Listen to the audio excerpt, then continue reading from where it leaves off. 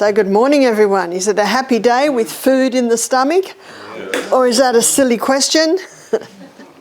Most people are surprised that they're not as hungry as they presumed that they would be. That's because over the last 2 days we have fed you very, very well. You couldn't eat in a day what we put in your juices. So you've had peak nourishment over the last 2 days.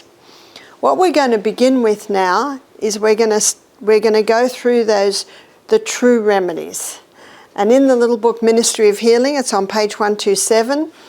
A remarkable book. It's one of my first health books, written by an author from the late 1800s, early 1900s. She wrote more than any other woman author.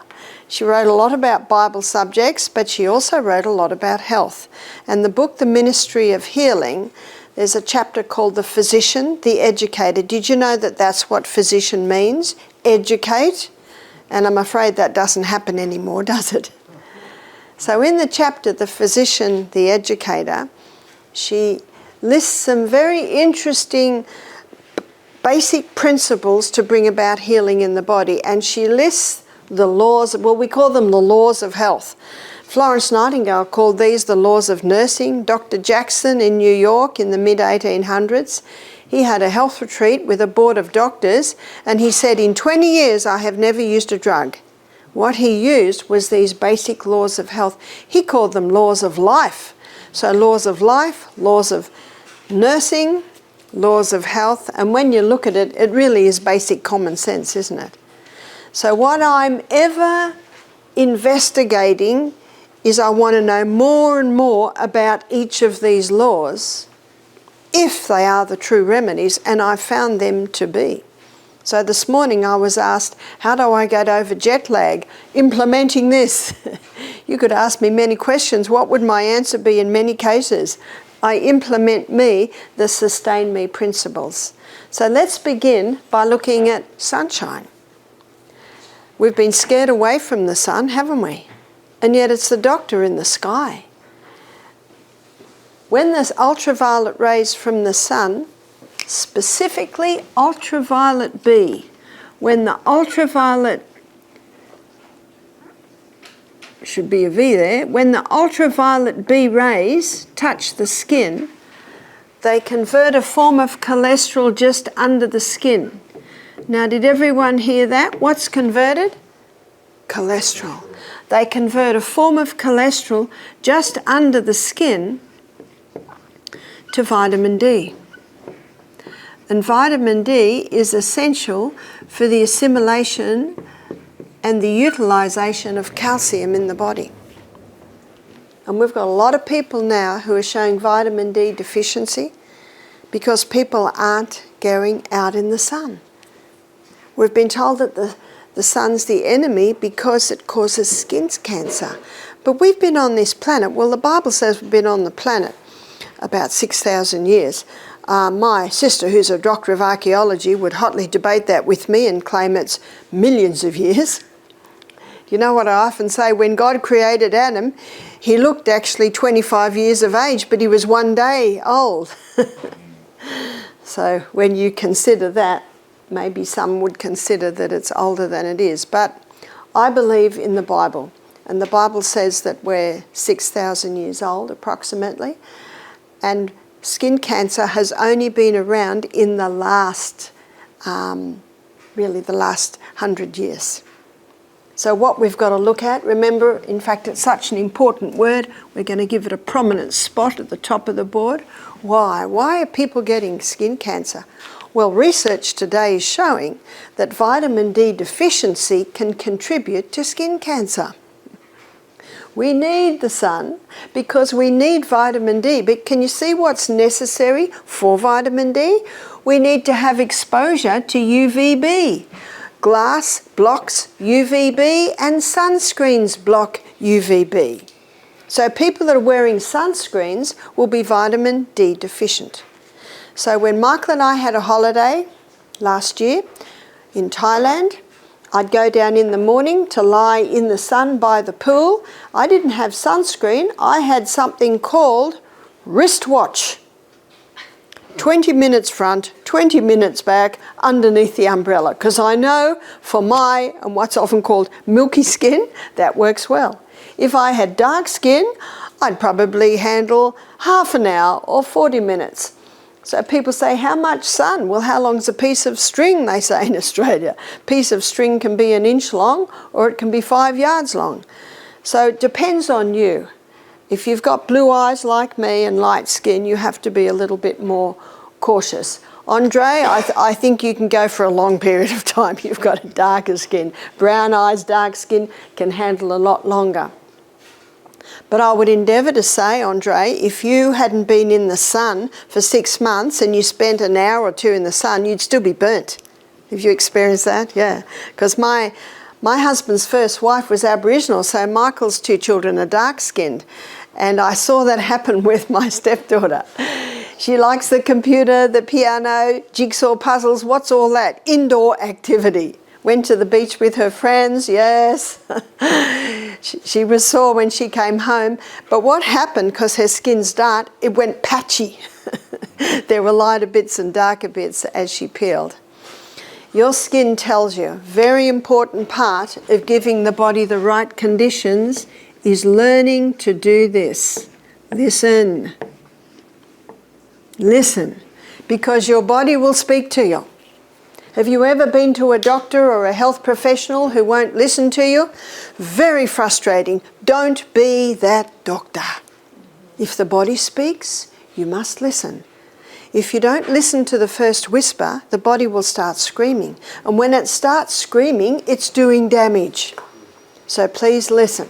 And don't wait till your skin feels like it's burning. I think we all know that. Oops, too late. So you'll get to know. Better to go a little bit cautious than a little bit over. I did this every day, twice a day, and by the end of the week I had a lovely golden brown tan. Now I can go into the sun for a little bit longer. And I had what's called a UVB tan. And the UVB tan, it lasts for a long time. A lot of tanning salads, because white ladies in Australia want a tan, and they go to tanning salons. Well, those lamps, they are UVA. They give a UVA tan, and that UVA tan does not last long like the UVB tan. Vitamin D is essential in the assimilation of calcium. Calcium's called the king, and because it's called the king, it's been misunderstood. It's been called the king, and so many people take calcium supplements to strengthen their bones, but actually doesn't strengthen their bones. Do you know what it can end up doing? Settling on their bones as bone spurs. Because our bones are not made out of calcium. That might be shocking news to many. But first of all, why is it called the king? Because when the king gets into the cell, all the other minerals piggyback on the back of calcium. And the gardener knows this. The gardener calls the calcium the trucker of all the other nutrients, because when you up calcium in the soil, you automatically up all the other nutrients. Well, what are bones made of? Bones are made of 12 minerals and 64 trace minerals. Trace meaning minor amounts. So what are the 12 minerals? Yes, calcium and chromium and boron. Also iron, magnesium, manganese, selenium, silica and sulfur, potassium and phosphorus and zinc. That's what bones are made of, and 64 trace. So it's not rocket science to determine what do bones need. That. Where are we going to find that? We're going to find that in the whole salt, the Celtic salt. The Celtic salt is a unique salt. It is the only salt that is a hand-harvested sea salt. It's called the Celtic salt because it's hand harvested in the old Celtic tradition. And France have recognised the value of their salt trays, And the 4.5 million acres that makes up in Brittany of where the salt is hand harvested, they've made a heritage site. I was so happy to hear that. That means you can't touch it. No one can touch that. It can't be contaminated, it can't be hurt. And one of the main areas where they have the salt flats, it's got a peninsula like this. So they've got these huge salt flats. And what happens is the wind and the sun come in a way that the water is evaporated quite quickly. And because the water is evaporated quite quickly in the Celtic salt, then the nutrients are retained, particularly a very important mineral called iodine. Iodine is required by the thyroid gland. If a person takes iodine, it's only in their blood for 20 minutes. So when we take a little bit of Celtic salt before each glass of water and we crunch it, in those crystals is where the parts per million, very minute amount of iodine is, along with other minerals. It's released and into our body. So when you take that Celtic salt, that tiny little bit before every glass of water, you're little by little all through the day maintaining your iodine levels. Isn't that wonderful news? So you can get minerals in your Celtic salt. Dr. Robert Thompson in the book The Calcium Lie, very interesting book.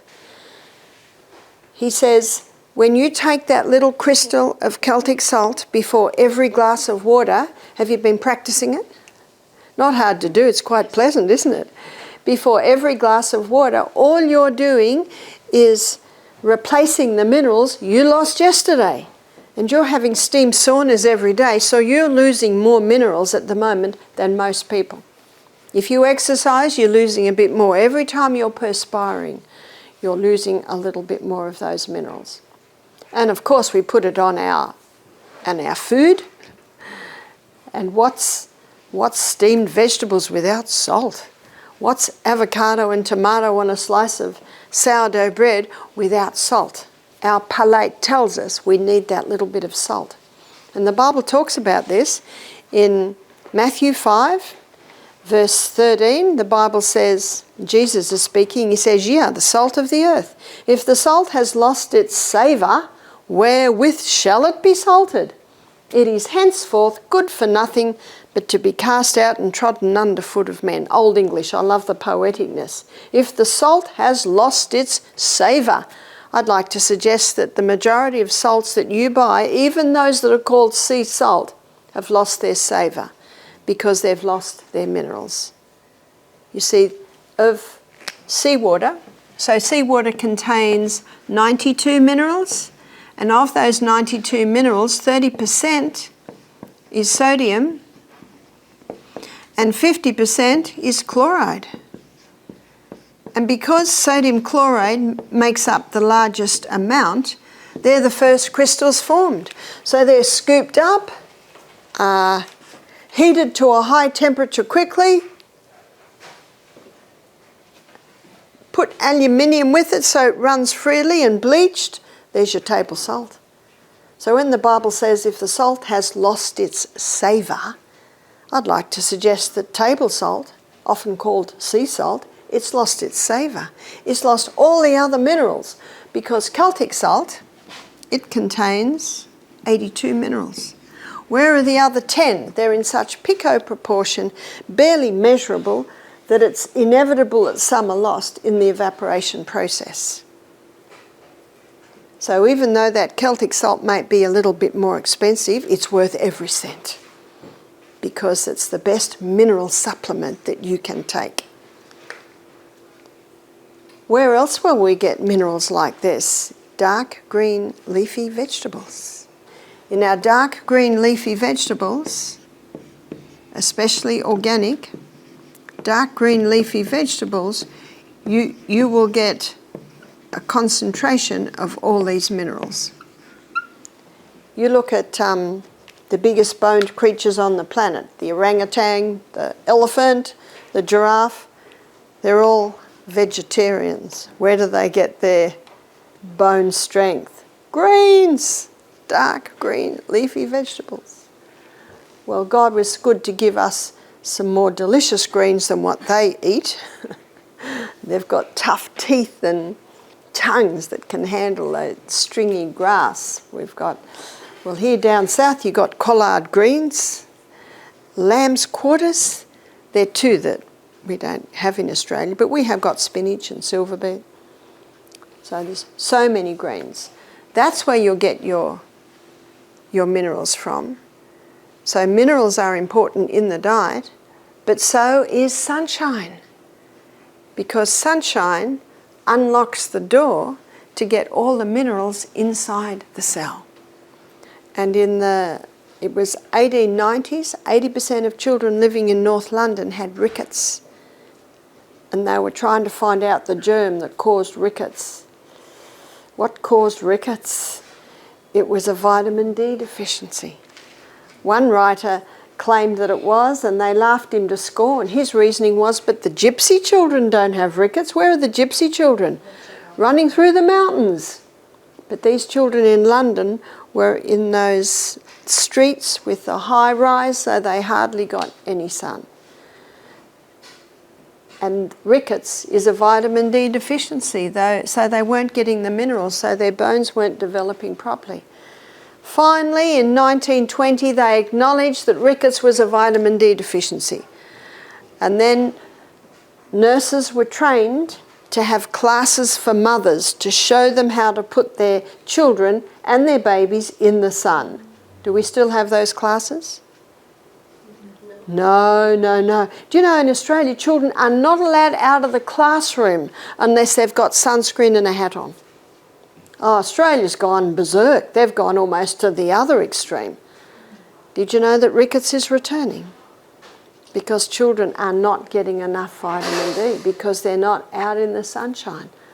I was at my daughter's house a couple of weeks ago and I looked at her little 6-year-old boy. His hair is white and his skin is brown.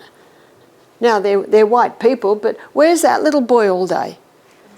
And her children, they're on 7 acres, they're just running barefoot all through the grass. Their feet, bottom of their feet's like leather. They're getting their earthing, they're getting their sunshine. They're healthy children.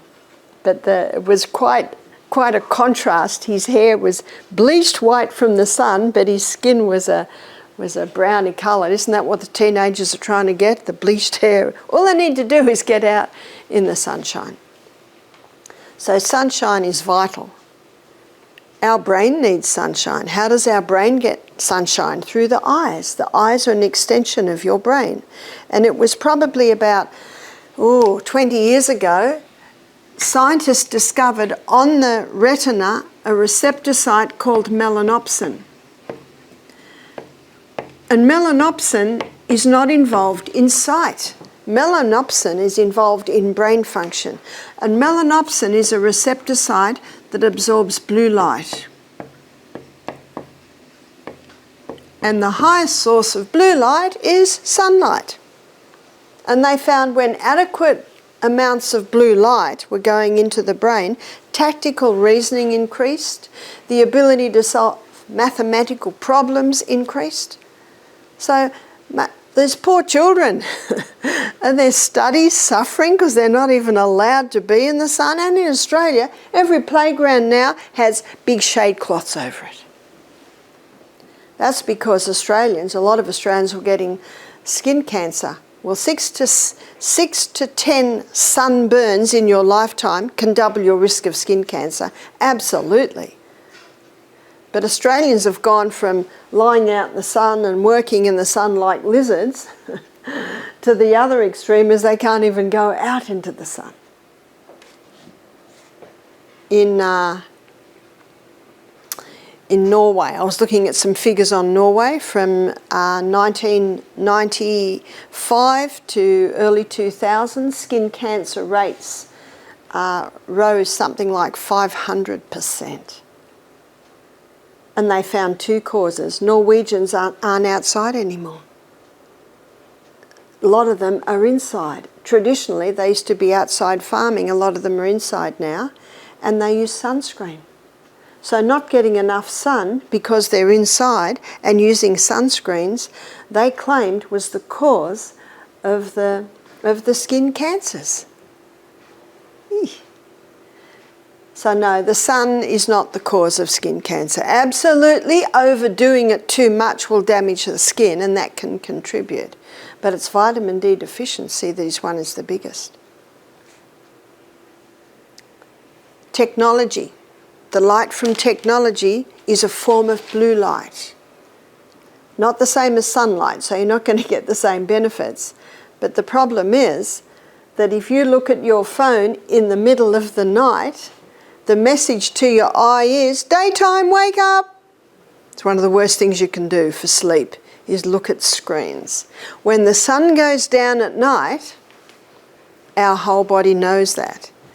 And when I read the book Why We Sleep, and I looked at technology, the eye and the brain, I used to do all my emails in the evening. No more. In fact, when I see that sunset, you know what my iPad does? Well, I cause it to. I close it. Enough. Enough. And we'll look at sleep also in these lectures this morning. Dr. Neil Nedley, in his book Depression: A Way Out, he found that 80% of his depressed patients, their circadian rhythm was out. What's your circadian rhythm? This is the rhythm that your brain runs at. And when it's out of balance, that's a contributing factor to depression. And what he discovered was that when your eyes experience the first hour of light in a day, it resets your circadian rhythm. And how many people with depression can't sleep, get to bed too late, miss out on that early hours of the morning, but it's the early hours, that morning light, that resets your circadian rhythm. So, and isn't it easy to look at the sunrise? It's usually so beautiful. Early in the morning. God almost asks us to look there because it's, the sun on the morning clouds. In Australia, we're an hour and a half from the coast, the east coast of Australia. And sometimes if Michael and I have got something on down on the coast, we'll stay the night. And if we do stay the night, we always go to the beach early and do a run up and down the beach and dive in the sea. Yes, winter and summer. But there's always photographers with their cameras all set up. What for? That early morning light. And it's very beautiful when you see that over the sea. And science now shows it's actually important for brain health, for body health, for our eyes to get that early morning sun. What's the old saying? Early to bed, early to rise, makes a man healthy, wealthy and wise. Now science is proving those old sayings to be correct and why they are correct. So our eyes need sun, our brain needs sun. In the book Better Eyesight Without Glasses by Dr. William Bates, very interesting book. He nearly lost his license after writing that book. The optometrist didn't like his book because what's their business? Glasses. And the last chapter of his book I found very interesting. He lists these laws of health as laws that will sustain eye health. And he says your eyes can't get enough sunshine. And yet what are many people told today? Don't let the sunshine go on your eyes. He says if you come out of a dark room and the sun's too strong, close your eyelids, look up at the sun and just let the sun's rays go through your eyelids for 10-20 seconds. Put your head down, open your eyes, and you'll be used to the sun. So that's a way to get used to the sun. Sunglasses, I don't wear. I think if I was going to be snow skiing and it was a blue sky, full sun and white snow, I think I'd wear sunglasses.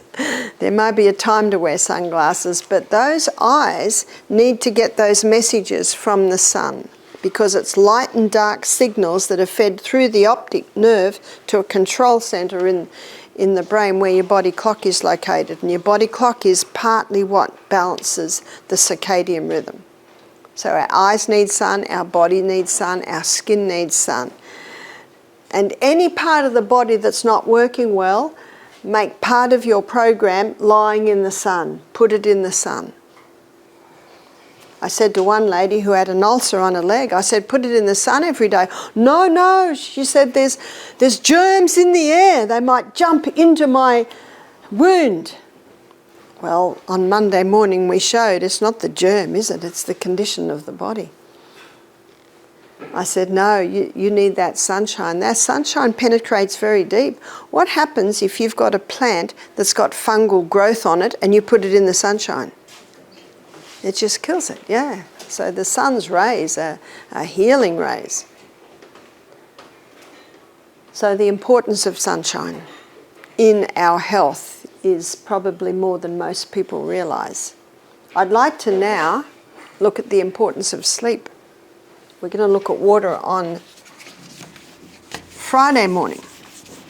Sleep. Sleep is a big issue today, and you know why it's a big issue? Because there are so many people that are suffering from insomnia. And there is a cause, because there is always a cause. There's no doubt about that. There's a tiny little gland in the base of your brain called the pineal gland. And the pineal gland releases 4 hormones every night. It's summertime here in Alabama. So at the moment, these hormones are released between 10 and 3 a.m. In Australia, it's winter time. So in Australia at the moment, being winter time, it's released between 9 and 2 a.m. And these hormones are only released in that time.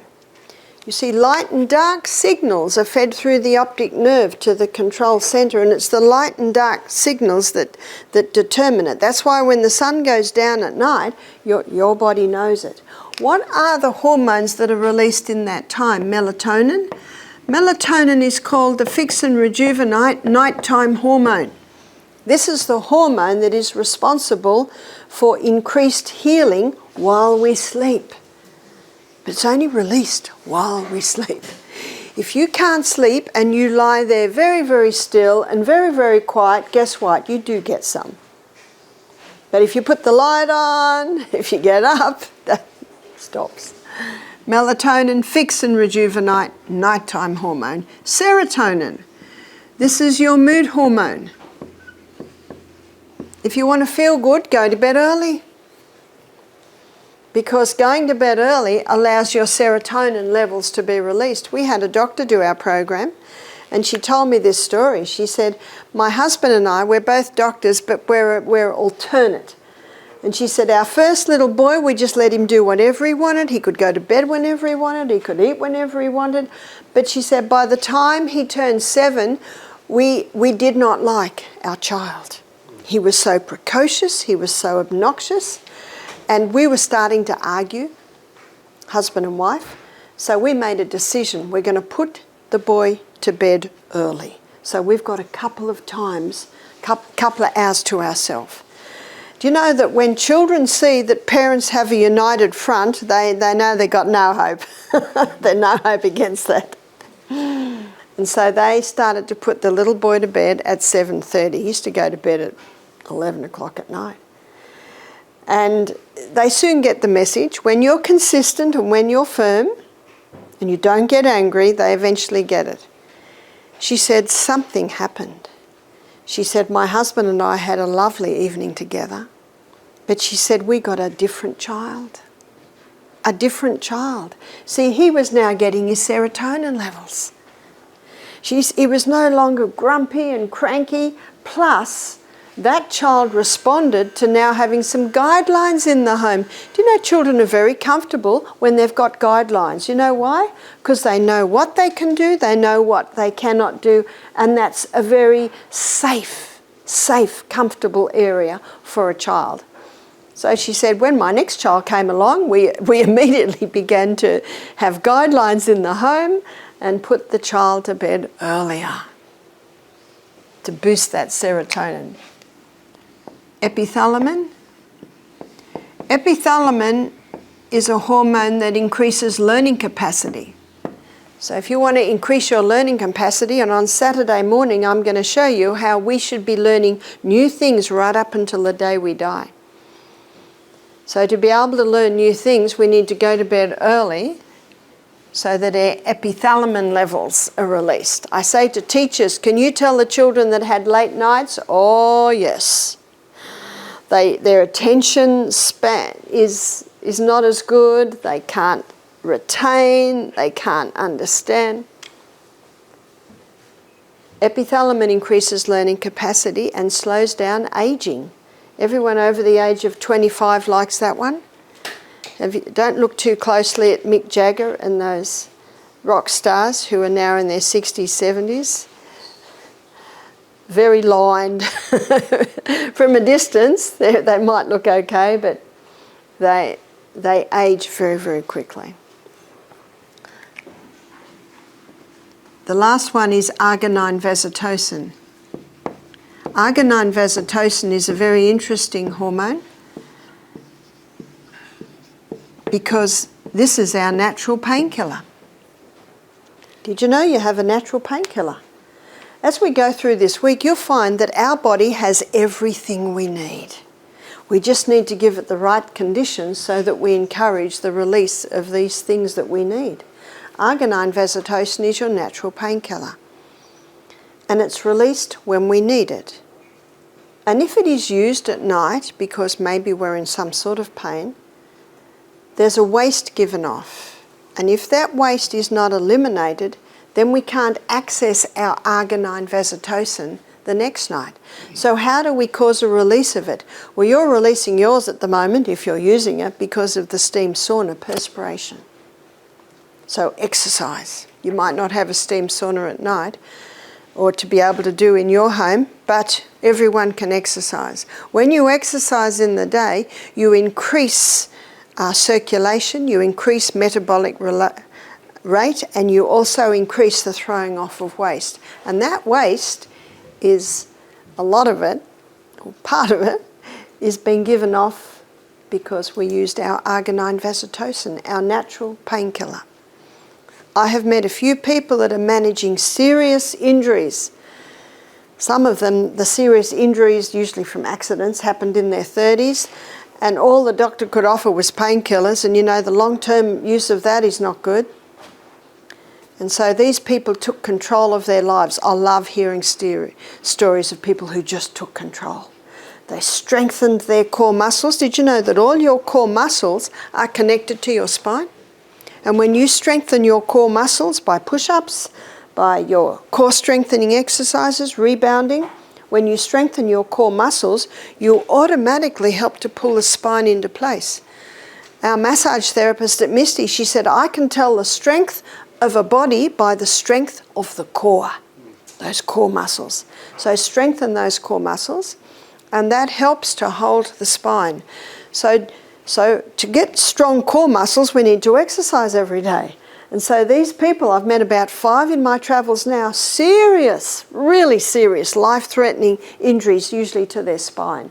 They're medication-free, pain-free, and managing. But, as one man said to me, I work out for 1 hour every lunchtime, and he said, and I cycle after work every day. He said, I have to do that every day. Did you hear that? Every day. He said, if I do that every day, I have no back pain. He's got to maintain that core strength. And he was excited to hear about the arginine vasotocin. So the arginine vasotocin, the natural painkiller, is released while we sleep.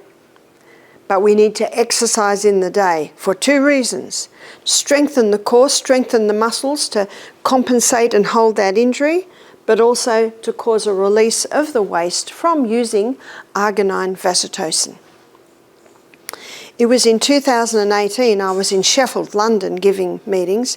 The plane was a little bit late, and so I always go to the bookshop. I love reading.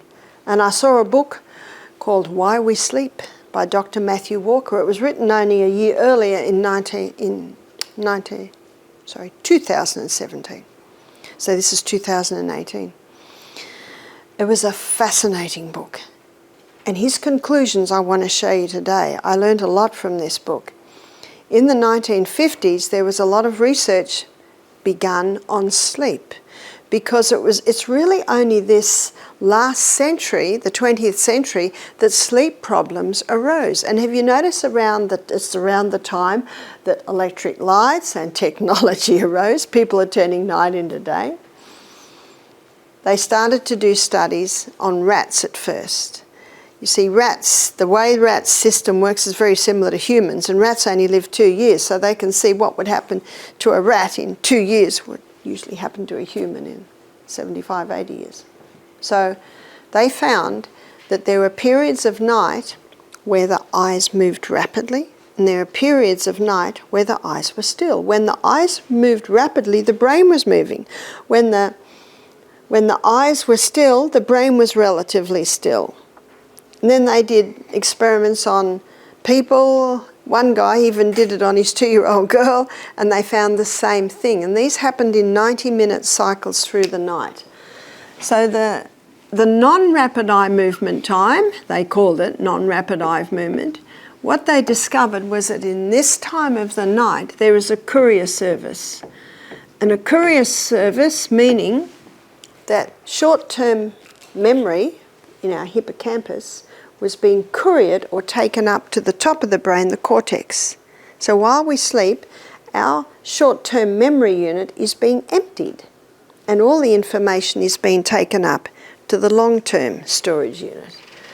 The other thing that happened in non-rapid eye movement was a cleaning system. It's like the nightly house clean. It's like the streets of the city at night. That's when the cleaning happens, isn't it? And the nightly cleaning system is done by the glymphatic system. The glymphatic system is made up of glial cells, and that's our brain's vacuum cleaner. What does it clean up? It cleans up waste from neuronal activity. It cleans up waste from the combustion of glucose and oxygen in the cell. It can also clean up negative emotions. Isn't that good news? But there's a lot more happening in rapid eye movement time. In rapid eye movement time, this is when a filing system happens. Now, do you remember I said the courier system takes the memories from the short-term memory unit, which is the hippocampus, down at the back here, up to the cortex? But it's not just put in any old way. It's done in order. You might have heard the old saying, nerves that lie together fire together. What it does is it files in a system. So all our negative emotions are filed in the same spot. All our positive emotions are filed in the same spot. Have you noticed when everything goes, or when something goes wrong, everything goes wrong? Have you noticed when something goes right, nearly everything goes right? Because the nerves that lie together fire together. Dr. Matthew Walker is an atheist, and he said, in this part of the book, he said, it's almost as if sleep has an intelligence. Now, if I was talking to him, I'd say, that's right, mate. Created by God. We're just not an accident. We're just not chance. No. The Bible says in Genesis 1:26 that God created man in his own image. What an honour. And no less the brain. So isn't it interesting that atheists are studying the brain and they're just confronted with the fact that there's actually order in here, and God is a God of order. Now it appears that dreaming has a lot to do with how our memories are filed. The only time we remember our dreams really is if we wake up in the middle of them. Have you noticed? What also happens in rapid eye movement time is there's a consolidation of what you have learnt through the day. It's in rapid eye movement time where the inventions happened. And the man that put together the periodic table, there was one section he could not get, so he slept on it. and early in the morning he got it. Don't we often say sleep on it? You never say wake on it, do you? And there's also the story of a guy who was a brilliant pianist and he was learning a new piece. He just could not get one bit. He slept, woke up in the morning, ran to the piano, got it. That's where the inventions happen. That's our creative time. Now these two, they work together in 90-minute intervals through the night. And Dr. Matthew Walker, after all his research and all the other people's research that he'd gathered, came to the conclusion, we need 8 hours a night. 8 hours, not negotiable.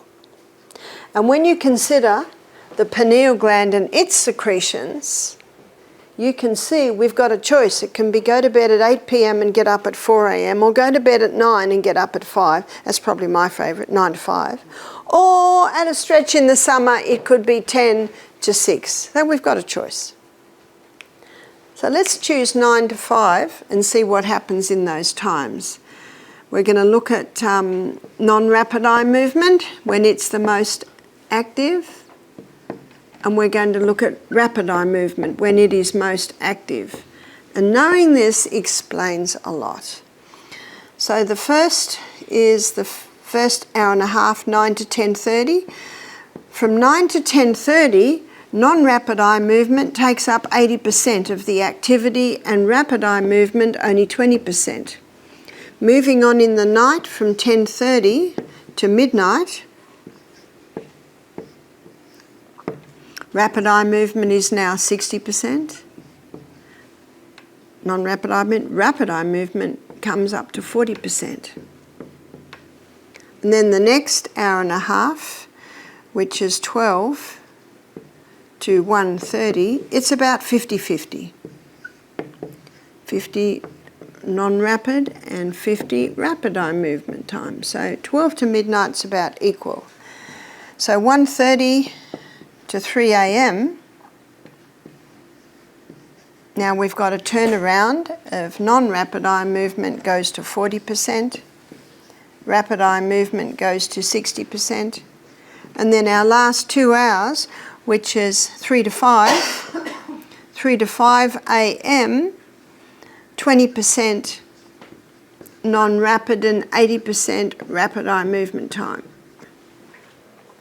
Looking at these figures, it explains so much.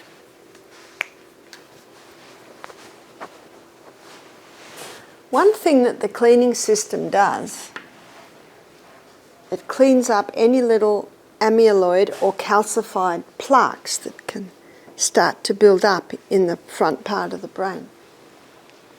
So I'm going to quote two very famous people that boasted on only needing 5 hours sleep a night. One was Margaret Thatcher. Now I think those 5 hours of sleep a night was not, it was not the early part of the night, was it? Her 5 hours probably started at about 1 or 2 o'clock in the morning. How did she spend the last 20 years of her life? Severe dementia, Alzheimer's. And what they have found in Alzheimer and dementia patients, when they've done post-mortems on them, they've got amyloid plaques built up here.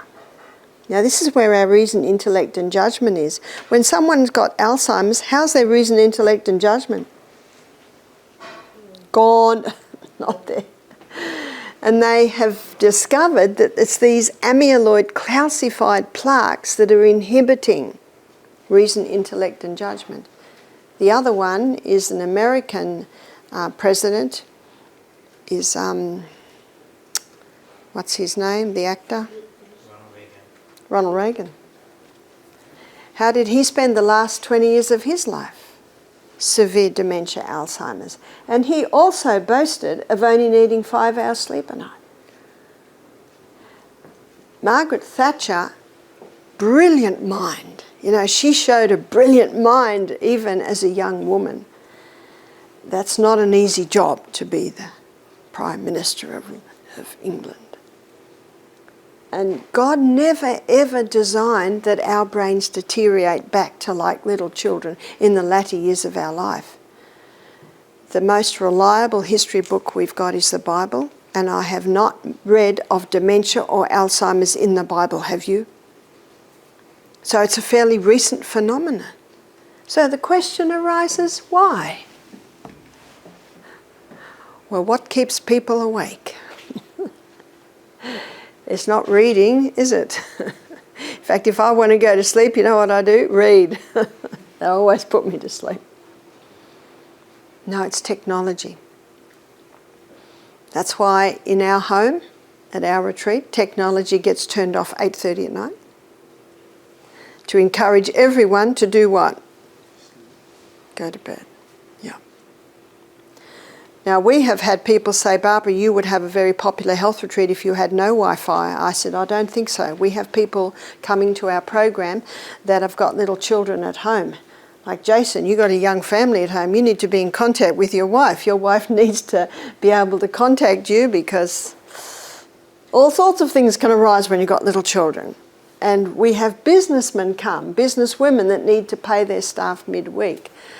Now, I think that we would not be popular if we had no Wi-Fi, but we also want to show people and teach people the dangers.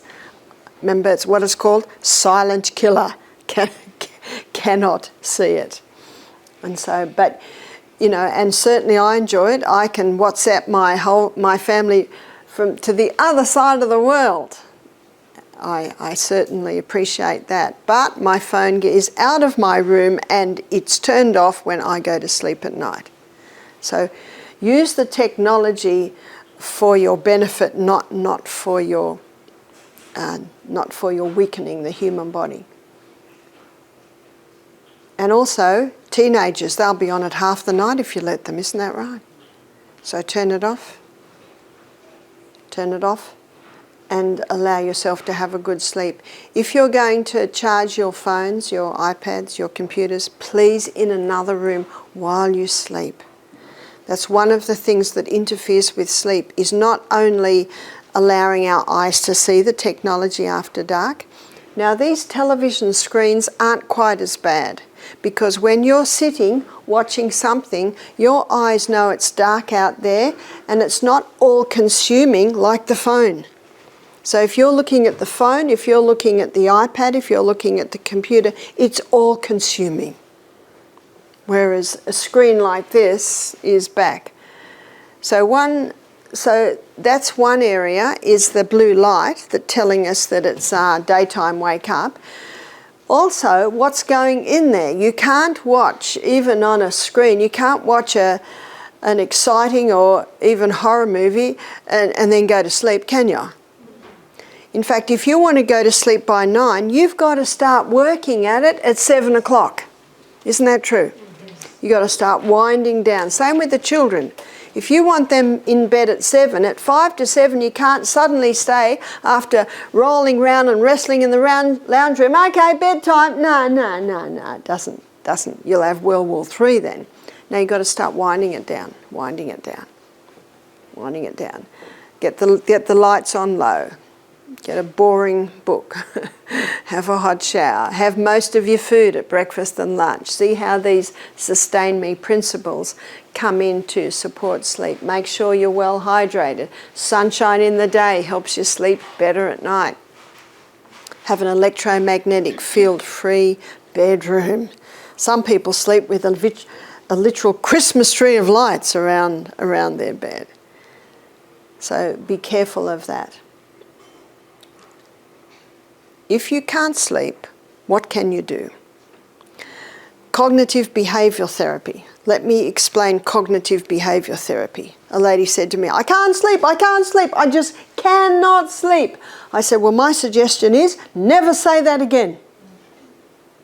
Now, we cannot lie, because, oh, what a tangled web we weave when at first we begin to deceive, says Wordsworth. And the Bible says, lying lips are an abomination to God, but they that deal truly are his delight. You cannot lie. I'm going to try and sleep. I'm going to train myself into sleep, because our cells are very obedient to our brain. And if we say, I can't sleep, guess what? The body goes. It says, oh, righto, we can't sleep. So you can retrain yourself back into sleep. And it might not happen overnight, and it might not happen in a week or two, but little by little you can train yourself back into sleep. I used to sleep 6 hours a night. I used to say to people, since I turned 50, I only need 6 hours. I feel fine on 6 hours. And then I read the book, Why We Sleep, and I realised what a deception it is. When you have 4 hours sleep, you feel like it.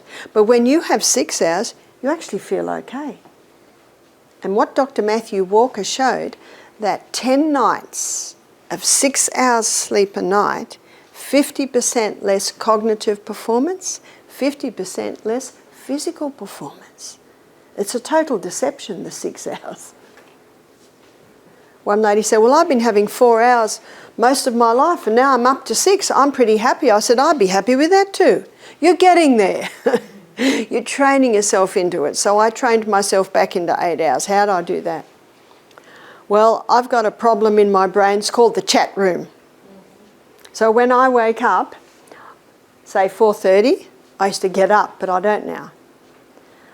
My brain goes into the chat room. Okay, well, I'm going to build a garden there, and I've got to do this, and that's the birthday for that grandchild, so I've got to and I've just finished knitting for the little, which I did last night, and I've just finished knitting for my youngest grandchild. That's where my brain goes. Now, I need buttons for that. Where am I going to get the buttons?